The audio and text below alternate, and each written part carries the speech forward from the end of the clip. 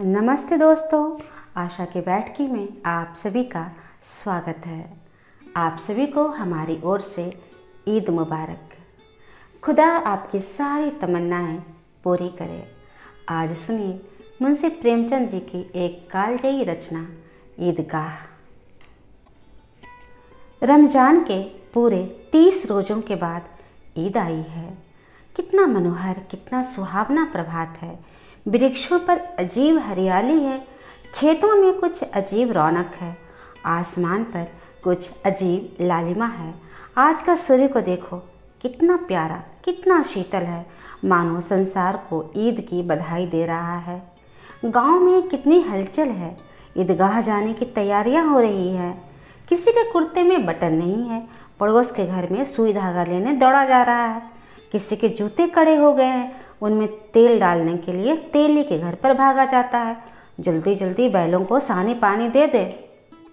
ईदगाह से लौटते लौटते दोपहर हो जाएगी।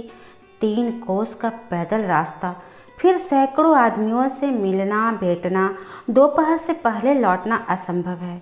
लड़के सबसे ज़्यादा प्रसन्न हैं। किसी ने 1 रोज़ा रखा है, वह भी दोपहर तक। किसी ने वह भी नहीं रखा, लेकिन ईदगाह जाने की खुशी उनके हिस्से की चीज़ है। रोज़े बड़े बुढ़ों के लिए होंगे, इनके लिए तो ईद है। रोज़ ईद का नाम रटते थे। आज वह आ गई। अब उन्हें जल्दी पड़ी है कि लोग ईदगाह क्यों नहीं चलते। इन्हें गृहस्थी की चिंताओं से क्या प्रयोजन। सेवैयों के लिए दूध और शक्कर घर में है या नहीं, इनकी बला से ये तो सेवैया खाएंगे।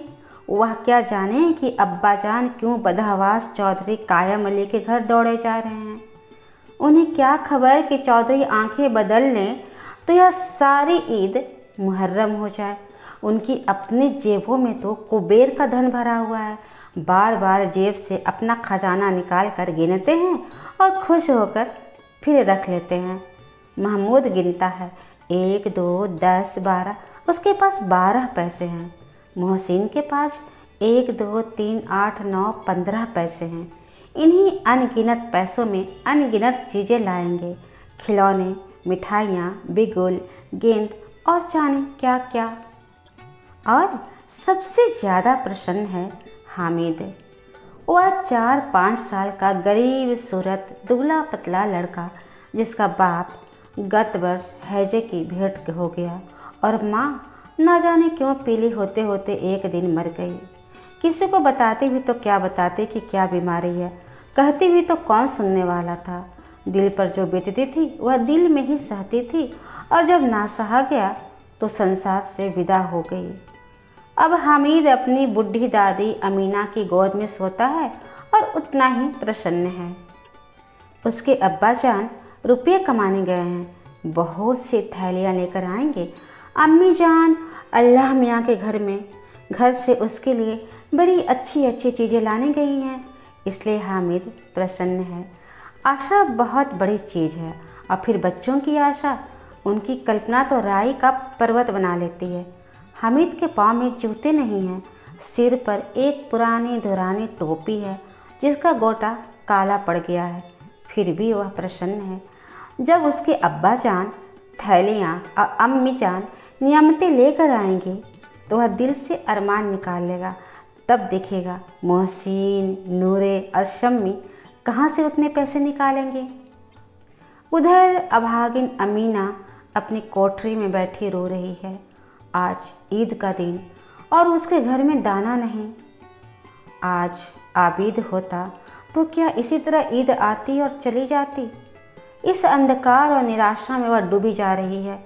किसने बुलाया था इस निगोड़ी ईद को। इस घर में उसका क्या काम है। लेकिन हामिद, उसे किसी के मरने जीने से क्या मतलब। उसके अंदर प्रकाश है, बाहर आशा है। विपत्ति अपना सारा दल बल लेकर आए, हामिद की आनंद भरी चितवन उसको विध्वंस कर देगी। हामिद भीतर जाकर दादी से कहता है, तुम डरना नहीं अम्मा, मैं सबसे पहले आऊँगा, तुम बिल्कुल नहीं डरना। अम्मा का दिल कचोट रहा है। गांव के बच्चे अपने अपने बाप के साथ जा रहे हैं। हामिद का बाप अमीना के सिवा और कौन है। उसे कैसे अकेले मेले जाने दे? उस भीड़ भाड़ से बच्चा कहीं खो जाए तो? नहीं नहीं, अमीना उसे यूँ ना जाने देगी। नन्ही सी जान, 3 कोस चलेगा कैसे? पैर में छाले पड़ जाएंगे, जूते भी तो नहीं हैं। वह थोड़ी थोड़ी दूर पर उसे गोद में ले लेती रहेगी। लेकिन अगर जाएंगे तो यहाँ सेवैया कौन पकाएगा? पैसे होते तो लौटते लौटते सब सामग्री जमा करके चटपट बना लेती। यहाँ तो घंटों चीज़ें जमा करते लगेंगे। मांगे का ही तो भरोसा ठहरा। उस दिन फहीमन के कपड़े सिले थे, 8 आने पैसे मिले थे। उससे अठन्नी को ईमान की तरह बचाती चली आती थी अमीना इस ईद के लिए। लेकिन कल ग्वालन सिर पर सवार हो गई तो क्या करती? हामिद के लिए कुछ ज़्यादा नहीं तो 2 पैसे का दूध तो चाहिए ही। अब तो कुल 2 आने पैसे बच रहे हैं, 3 पैसे हामिद की जेब में, 5 अमीना के बटुए में। यही तो विषाद है। और ईद का त्यौहार, अल्लाह ही बेड़ा पार लगाए। धोबन और नाइन और मेहतरानी और चूड़ीहारिन सभी तो आएंगी। सभी को सेवैया चाहिए। और थोड़ा किसी को आंखों नहीं लगता, किस किस से मुँह चुराएगी। और मुँह क्यों चुराए? साल भर का त्यौहार है, ज़िंदगी खैरियत से रहे। उनकी तकदीर भी तो उसी के साथ है। बच्चे को खुदा सलामत रखे, ये दिन भी कट जाएंगे। गांव से काफिला मेला की ओर चला और बच्चों के साथ हामिद भी जा रहा था। कभी सबके सब दौड़कर आगे निकल जाते, फिर किसी पेड़ के नीचे खड़े होकर साथ वालों का इंतजार करते। ये लोग क्यों इतना धीरे धीरे चल रहे हैं? हामिद के पैरों में तो जैसे पर लग गए हैं। वह कभी थक सकता है? अरे लो, शहर का दामन आ गया। सड़क के दोनों ओर अमीरों के बगीचे हैं। पक्की 4 दीवारी बनी हुई है। पेड़ों में आम और लीचियाँ लगी हुई है। कभी कभी कोई लड़का कंकड़ी उठाकर आम पर निशाना लगाता है। माली अंदर से गाली देता हुआ निकलता है और लड़के वहाँ से एक फरलांग पर भाग जाते हैं और खूब हंस रहे हैं। माली को कैसा उल्लू बनाया है। अब बड़ी बड़ी इमारतें आने लगी। यह अदालत है, यह कॉलेज है और यह क्लब घर है। इतनी बड़ी कॉलेज में कितने लड़के पढ़ते होंगे?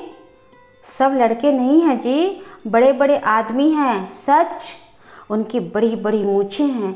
इतने बड़े हो गए अभी तक पढ़ने जाते हैं। ना जाने कब तक पढ़ेंगे और क्या करेंगे इतना पढ़कर। हामिद के मदरसे में 2-3 बड़े बड़े लड़के हैं, बिल्कुल 3 कौड़ी के।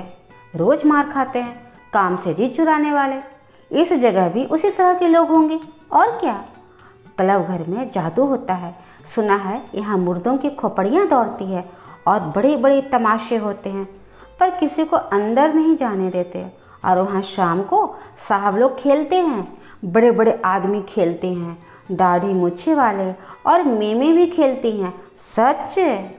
ओ हमारी अम्मा को यह दे दो, क्या नाम है, हाँ बैट, तो उसे पकड़ ही ना सके, घुमाते ही लुढ़क जाए। महमूद ने कहा, हमारी अम्मी जान के तो हाथ ही काँपने लगे, अल्लाह कसम। मोहसिन बोला, चलो मनो आटा तो पीस डालती हैं, ज़रा सा बैट पकड़ लेंगी तो हाथ काँपने लगेंगे। सैकड़ों घड़े पानी रोज़ निकालती हैं, 5 घड़े तो तेरी भैंसें पी जाती है। किसी मेम को 1 घड़ा पानी भरना पड़े तो आँखों तक अंधेरी आ जाए। महमूद ने कहा, लेकिन दौड़ती तो नहीं, उछल कूद तो नहीं सकती।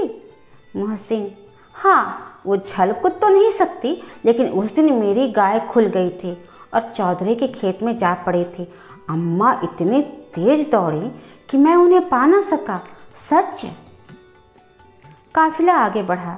हलवाइयों की दुकानें शुरू हुई। आज खूब सजी हुई थी।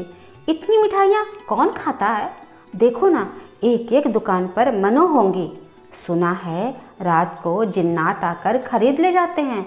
अब्बा कहते थे कि आधी रात को एक आदमी हर दुकान पर जाता है और जितना माल बचा होता है वह तुलवा लेता है और सचमुच के रुपये देता है, बिल्कुल ऐसे ही रुपये।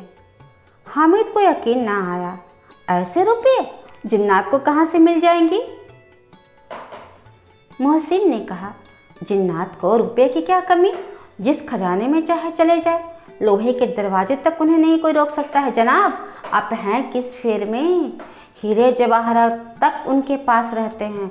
जिससे खुश हो उसे टोकरों जवाहरात दे दिए।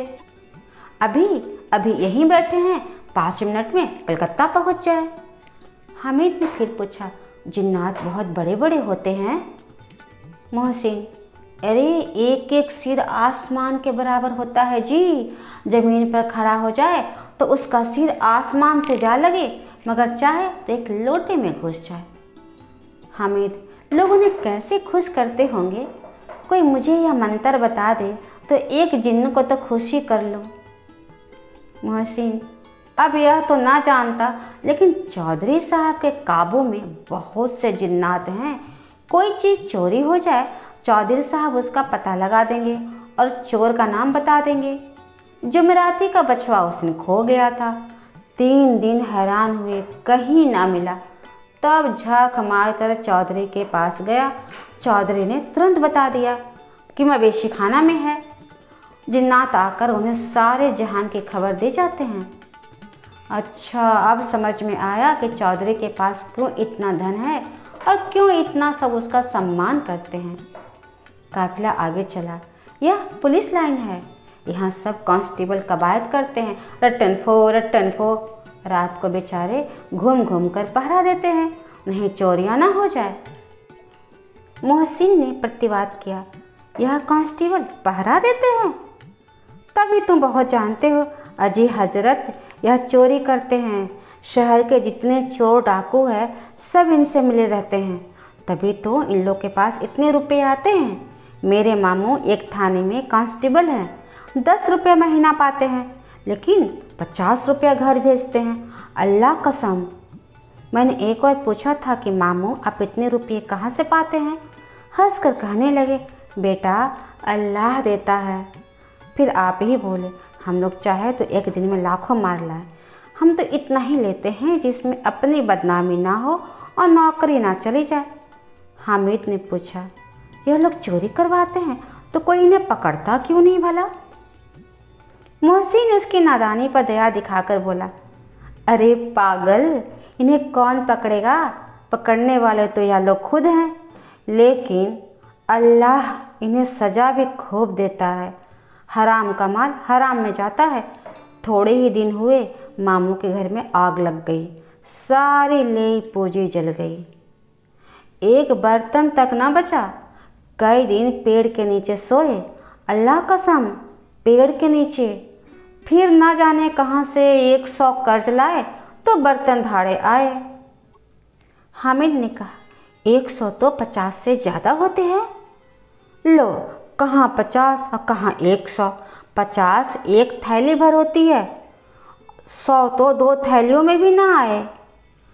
अब बस्ती घनी होने लगी थी। ईदगाह जाने वालों की टोलियां नज़र आने लगी, एक से एक भड़कीले वस्त्र पहने हुए। कोई इक्के तांगे पर सवार, कोई मोटर पर, सभी इत्र में बसे। सभी के दिलों में उमंग। ग्रामीणों का यह छोटा सा दल अपनी विपन्नता से बेखबर, संतोष और धैर्य से मगन चला जा रहा था। बच्चों के लिए नगर की सभी चीज़ें अनोखी थी। जिस चीज़ को ताकते ताकते रह जाते। पीछे से आने वाले हॉर्न की आवाज़ ही न सुनाई देती। हामिद तो मोटर के नीचे जाते जाते बचा। सहसा ईदगाह नजर आई। ऊपर इमली के घने वृक्ष की छाया, नीचे पक्का फर्श है जिस पर जाजम बिछा हुआ है, और रोजेदारों की पक्तियाँ एक के पीछे एक ना जाने कहाँ तक चली गई है। पक्की जगत के नीचे तक, जहाँ जाजम भी नहीं है, नए आने वाले आकर पीछे की कतार में खड़े हो जाते हैं। आगे जगह नहीं है। यहाँ कोई धन और पद नहीं देखता। इस्लाम की निगाह में सब बराबर हैं। इन ग्रामीणों ने भी वजू किया और पिछली पंक्ति में खड़े हो गए। कितना सुंदर संचालन है, कितनी सुंदर व्यवस्था है। लाखों सिर एक साथ सिजदे में झुक जाते हैं, फिर सबके सब एक साथ खड़े हो जाते हैं। एक साथ झुकना, एक साथ खड़े होना। कई बार यही क्रिया होती है, जैसे बिजली की लाखों बत्तियां एक साथ प्रदीप्त हो और एक साथ बुझ जाएं। यही क्रम चलता रहे। कितना अपूर्व दृश्य था, जिसकी सामूहिक क्रियाएं, विस्तार और अनंतता हृदय को श्रद्धा, गर्व और आत्मानंद से भर देती थी। मानव भारतीत्व का एक सूत्र इन समस्त आत्माओं को एक लड़ी में पिरोए हुए हैं। नमाज खत्म हो गई, लोग आपस में गले मिल रहे हैं। तब मिठाई और खिलौनों की दुकान पर धावा होता है। ग्रामीणों का यह दल इस विषय में बालकों से कम उत्साही नहीं है। वह देखो, हिंडोला है, 1 पैसे देकर चढ़ जाओ, कभी आसमान पर जाते हुए मालूम होंगे, कभी जमीन पर गिरते हुए। यह चरखी है, लकड़ी के हाथी, घोड़े, ऊंट छड़ों में लटके हुए हैं। 1 पैसे देकर बैठ जाओ और 25 चक्कर का मजा लो। महमूद, मोहसिन और नूरे और शम्मी इन घोड़ों और ऊँटों पर बैठते हैं। हामिद दूर खड़ा है, 3 ही पैसे तो उसके पास हैं। अपने कोष का 1/3 जरा सा चक्कर खाने के लिए नहीं दे सकता। सब चरखियों से उतरते हैं, अब खिलौने लेंगे। उधर दुकानों की कतारें लगी हुई है, तरह तरह के खिलौने हैं। सिपाही और गुजरिया, राज और वकी, भेस्ती और धोबिन और साधु, वाह कितने सुंदर खिलौने हैं, आप बोला ही चाहते हो जैसे। महमूद सिपाही लेता है, खाकी वर्दी और लाल पगड़ी वाला, कंधे पर बंदूक रखे हुए, मालूम होता है अभी कवायद किए चले आ रहा है। मोहसिन को भिस्ती पसंद आया, कमर झुकी हुई है, ऊपर मश्क रखे हुए हैं, मश्क को मुंह एक हाथ से पकड़े हुए है, कितना प्रसन्न है, शायद कोई गीत गा रहा है। बस मशक से पानी उड़ेला ही चाहता है। नूरे को वकील से प्रेम है, कैसी विद्वता है इसके मुख पर, काला चोगा, नीचे सफ़ेद अचकन, अचकन के सामने की जेब में घड़ी सुनहरी जंजीर वाली, एक हाथ में कानून का पोथा लिए हुए, मालूम होता है अभी किसी अदालत से जिरह या बहस किए चले आ रहे हैं। यह सब 2-2 पैसे के खिलौने हैं। हामिद के पास कुल 3 पैसे हैं। इतने महंगे खिलौने वह कैसे ले ले? खिलौना कहीं हाथ से छूट पड़े तो चूर चूर हो जाए, जरा पानी पड़े तो सारा रंग धुल जाए। ऐसे खिलौने लेकर वह क्या करेगा, और खिलौने किस काम के? मोहसिन कहता है मेरा भिस्ती रोज़ पानी दे जाएगा सांझ सवेरे। महमूद और मेरा सिपाही घर का पहरा देगा, कोई चोर आएगा तो फौरन बंदूक से फायर कर देगा। नूरे और मेरा वकील खूब मुकदमा लड़ेगा। शम्मी और मेरी धोबन रोज़ कपड़े धोएगी।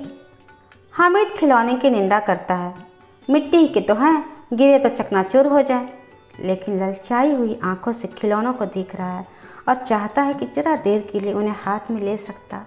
उसके हाथ अनायास ही लपकते हैं, लेकिन लड़के इतने त्यागी नहीं होते हैं, विशेषकर जब अभी नया शौक हो। हामिद ललचता रह जाता है। खिलौनों के बाद मिठाइयाँ आती है, किसी ने रेवड़ियाँ ली है, किसी ने गुलाब जामुन और किसी ने सोहन हलवा। मज़े से सब खा रहे हैं। हामिद बिरादरी से पृथक है। अभागे के पास 3 ही तो पैसे हैं, क्यों नहीं कुछ लेकर खा लेता उन पैसों से? ललचाई आंखों से सबकी ओर देखता है। मोहसिन कहता है हामिद राबड़ी ले जा, कितनी खुशबूदार है। हामिद को संदेह हुआ, ये केवल क्रूर विनोद है, मोहसिन इतना उदार नहीं है। लेकिन यह जानकर भी वह उसके पास जाता है। मोहसिन दोनों से एक रबड़ी निकालकर हामिद की ओर बढ़ाता है। हामिद हाथ फैलाता है, मोहसिन रबड़ी अपने मुंह में रख लेता है। महमूद, नूरे और शम्मी ताली बजा बजा कर हंसते हैं। हामिद खिसिया जाता है।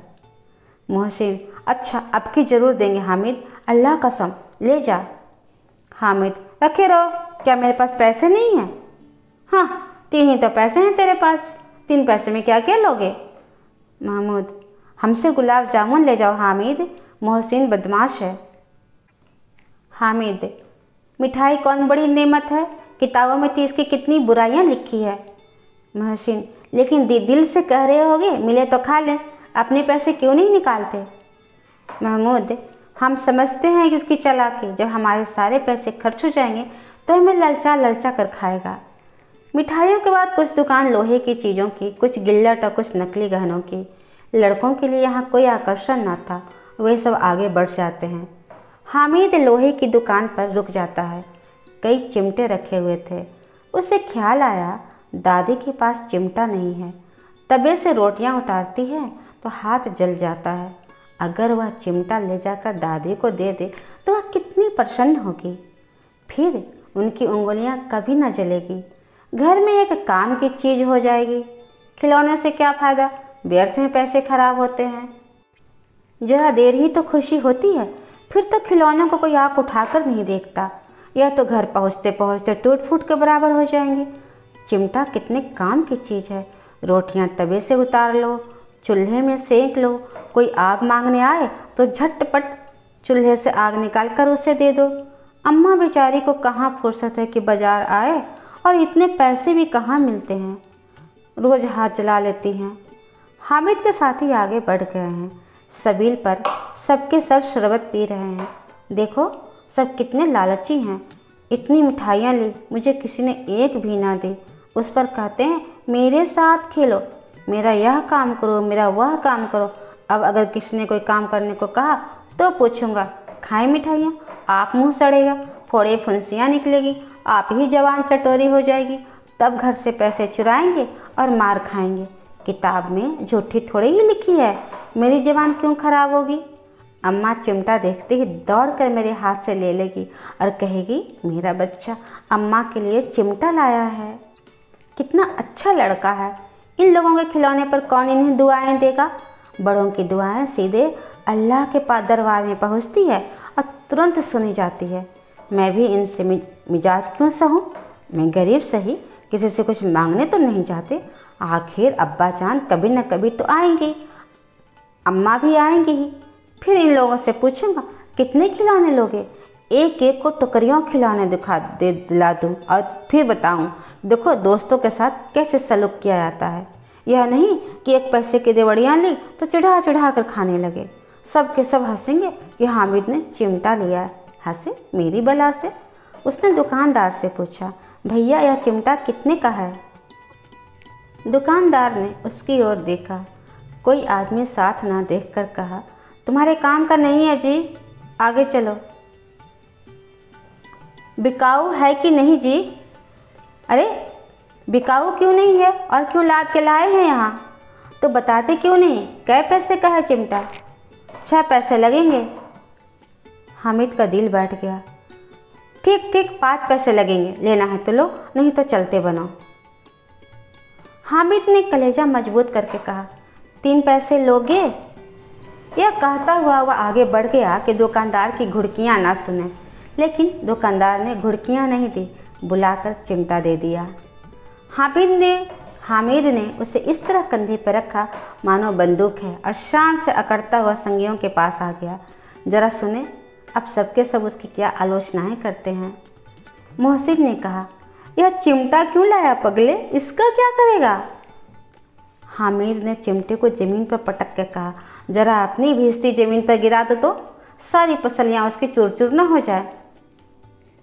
महमूद बोला, तो यह चिमटा कोई खिलौना है? हामिद ने कहा, खिलौना क्यों नहीं है, अभी कंधे पर रखा बंदूक हो गई, हाथ में ले लिया फकीरों का चिमटा हो गया। चाहूँ तो इसे मजीरे का काम भी ले सकता हूँ। एक चिमटा जमा दूँ तो तुम लोगों के सारे खिलौने की जान निकल जाए। तुम्हारे खिलौने कितना ही जोर लगाए, मेरे चिमटे का बाल भी बांका नहीं कर सकते। मेरा बहादुर शेर है चिमटा। सम्मी ने खंजरी ली थी, प्रभावित होकर बोला, मेरी खंजरी से बदलोगे? 2 आने की है। हामिद ने खंजरी की ओर उपेक्षा से देखा। मेरा चिमटा चाहे तो तुम्हारी खंजरी का पेट फाड़ डाले।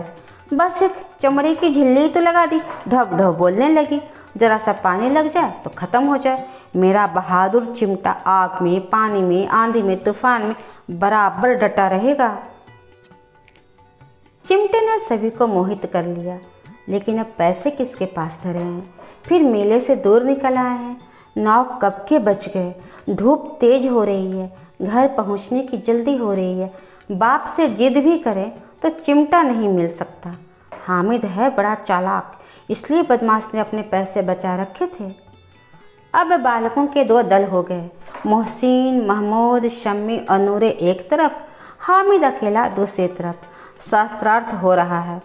सम्मी तो विधर्मी हो गया, दूसरे पक्ष में जा मिला।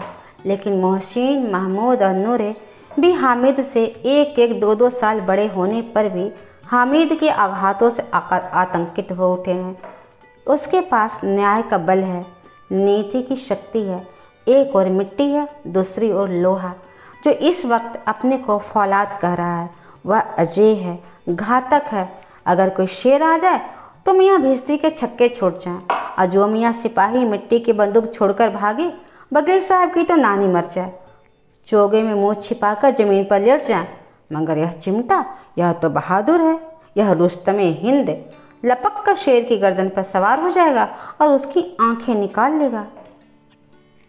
मोहसिन ने एड़ी चोटी का जोर लगाकर कहा, अच्छा पानी तो नहीं भर सकता है चिमटा?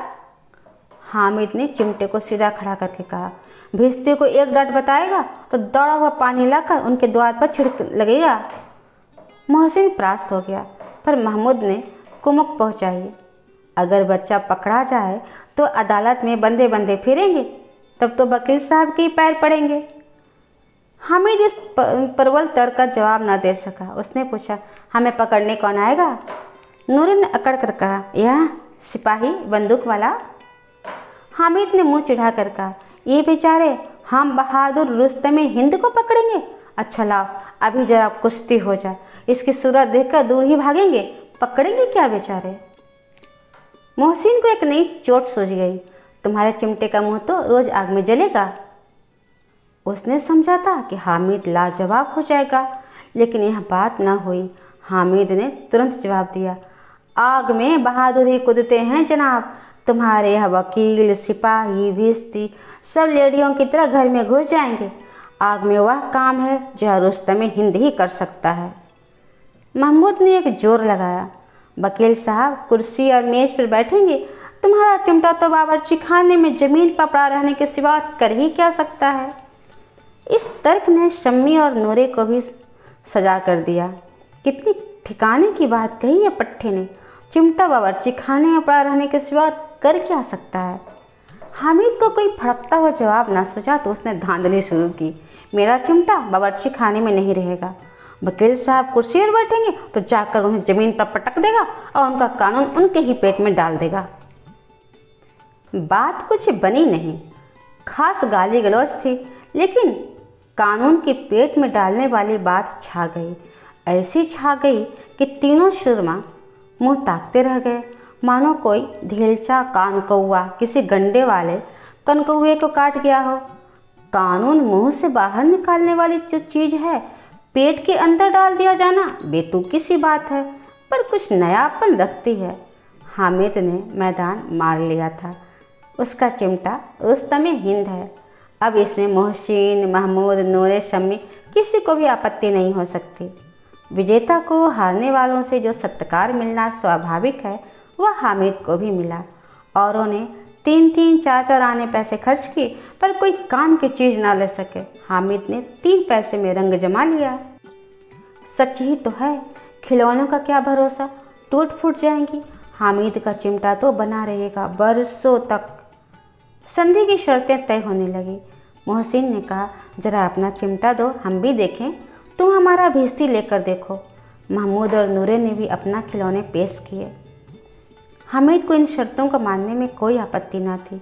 चिमटा बारी बारी से सबके हाथ में गया और उनके खिलौने बारी बारी से हामिद के हाथ में आए। कितनी खूबसूरत खिलौने हैं। हामिद ने हारने वालों के आंसू पोंछे, अरे मैं तो तुम्हें चिढ़ा रहा था, सच यह चिमटा भला इन खिलौनों की क्या बराबरी करेगा। मालूम होता है अब बोले। लेकिन मोहसिन की पार्टी को इस दिलासे से संतोष नहीं होता। चिमटे का सिक्का खूब बैठ गया है, चिपका हुआ टिकट अब पानी से नहीं छूट रहा है।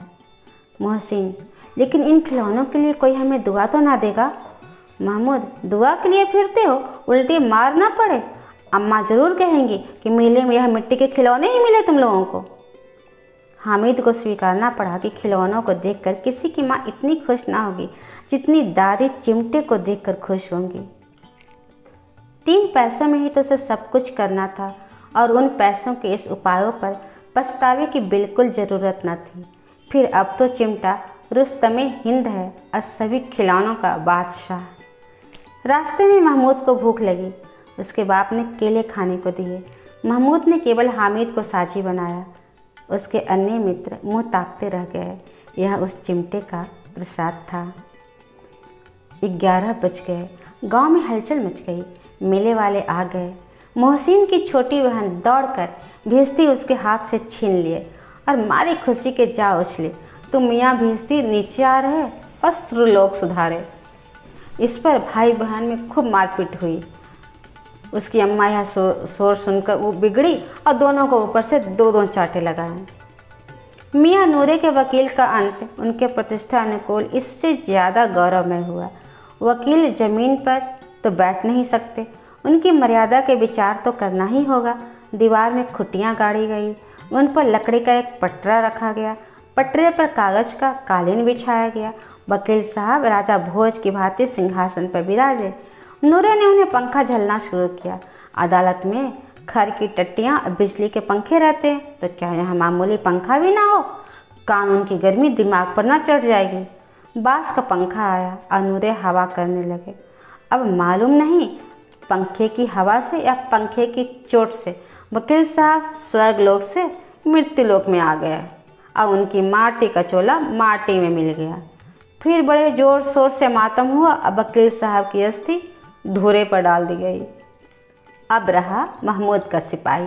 उसे चटपट गांव का पहरा देने का चार्ज मिल गया। लेकिन पुलिस का सिपाही कोई साधारण व्यक्ति तो नहीं जो अपने पैरों से चले, वह पालकी पर चलेगा। एक टोकरी आई, उसमें कुछ लाल रंग के फटे पुराने चिथड़े बिछाए गए, जिसमें सिपाही साहब आराम से लेटे। नूरे ने वह टोकरी उठाई और अपने द्वार का चक्कर लगाने लगे।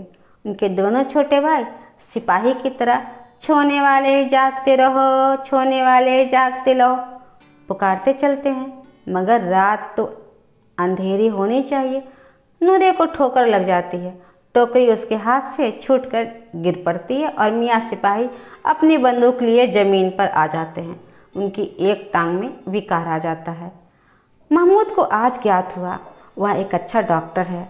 उसको ऐसा मरहम मिला है जिससे वह टूटी टांग को आनन फानन में जोड़ सकता है। केवल गुल्लर का दूध चाहिए। गुल्लर का दूध आता है, टांग जवाब दे देती है, शल्य क्रिया असफल होती है, तब उसकी दूसरी टांग भी तोड़ दी जाती है। अब कम से कम एक जगह आराम से बैठ तो सकता है। एक टांग से तो न चल सकता था न बैठ सकता था। अब वह सिपाही सन्यासी हो गया, अपनी जगह बैठा बैठा पहरा देता है। कभी कभी देवता भी बन जाता है। उसके सिर का झालरदार साफा खुरच दिया गया है। अब उसका जितना चाहे रूपांतरण कर लो। कभी कभी तो उससे बाट का भी काम लिया जा सकता है। अब मियाँ हामिद का हाल सुनिए। अमीना उसकी आवाज़ सुनते ही दौड़ी और गोद में उठाकर प्यार करने लगी। सहसा उसके हाथ में चिमटा देखकर वह चौंकी। यह चिमटा कहाँ था? मैंने मोल लिया है दादी। हैं? कै पैसे में? 3 पैसे में। अमीना ने छाती पीट ली। यह कैसा बेसमझ लड़का है। दोपहर हुआ, कुछ खाया न पिया, लाया क्या? चिमटा। सारे मेले में तुझे यही चीज़ मिली थी, यह लोहे का चिमटा उठा लाया। हामिद ने अपराधी भाव से कहा, तुम्हारी उंगलियां तवे से जल जाती थी दादी, इसीलिए मैंने इसे लिया। बुढ़िया का क्रोध तुरंत स्नेह में बदल गया। स्नेह वह नहीं जो प्रगल्भ होता है और अपनी सारी कसक शब्दों में बिखेर देता है। यह मुक्त स्नेह था, खूब ठोस, रस और स्वाद से भरा हुआ। बच्चे में कितना त्याग, कितना सद्भाव और कितना विवेक है। दूसरों को खिलौने लेते, मिठाई खाते देखकर इसका मन कितना ललचाया होगा। इतना जब्त इससे हुआ कैसे? वहाँ भी इसे अपनी बुढ़िया दादी की याद बनी रही। अमीना का मन गदगद हो गया। और अब एक बड़ी विचित्र बात हुई, हामिद के इस चिमटे से भी ज़्यादा विचित्र। बच्चे हामिद ने बूढ़े हामिद का पार्ट खेला था। बुढ़िया अमीना बालिका अमीना बन गई। वह रोने लगी, दामन फैलाकर हामिद को दुआएं देती जाती थी और आंसू की बड़ी बड़ी बूंदें गिराती जाती थी। हामिद इसका रहस्य क्या समझता। इतिश्री। कहानी आपको कैसी लगी कमेंट बॉक्स में ज़रूर लिखें। चैनल को सब्सक्राइब कर लें, ये आपसे गुजारिश है हमारी।